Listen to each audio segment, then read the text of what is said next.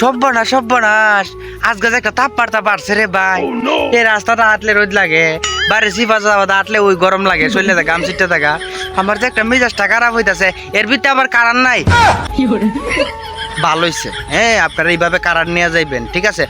ভাল লাগে তো আমার, আমি তো মুখটা ছুটে থাকা আমার, বুঝো না? ভাল লাগে এমন ঠাডা ভরে রইদ, এমন তাপমাত্রার ভিতরে তোমরা কারণ নিবাগা। কারণ নিলেই তো ভালো না?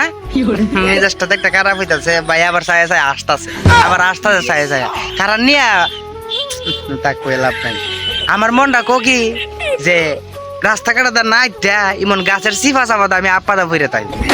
আবার এটাও মনটা চা যে ফ্রিজের পানি একদম বরফ হয়ে যেরকম ঠান্ডাও, এরকম ঠান্ডা মানে ফুসকিনে মেজে ডাইলা ফুসকিনে পানিটারে ফ্রিজের মতন একবারে বরফ বানাইয়া আপাদা ভরে দেয় ফুসকিনি। এই যে এত বড় এত তাপমাত্রা আর এত গরম, এর ভিতরে কারণ নাই। আজকে আরেকটা দিন কি রোদ গেছে চিন্তা করছেন? আরেকটা দিন কি রোদ গেছে, আর এর ভিতরে আবার হয়েছে কি কারণ নাই। যারা নাসিরনগর থানার থেকে দেখতেছেন, মানে আমাদের গর্ব নাসিরনগর থানা, কারণ তাহে না।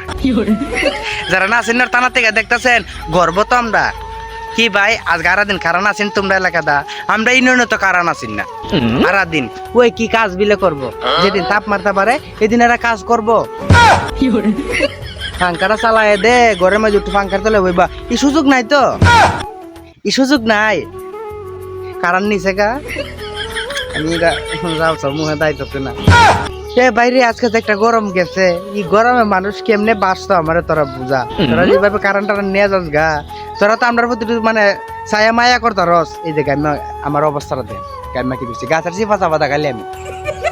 নাসিনের থানা থেকে যারা দেখতেছো আজকে তারা দিন ধরে কারণ আছেন না, তোমরা এলাকাতে আছেন, কমেন্ট করে কইয়া যাইও। আর আমি অঙ্ক যাই গিয়া, আমি গিয়া ফুসকি নেমে যে আপাতা ভরে তাই নাইলে আমার জান বাঁচতো না।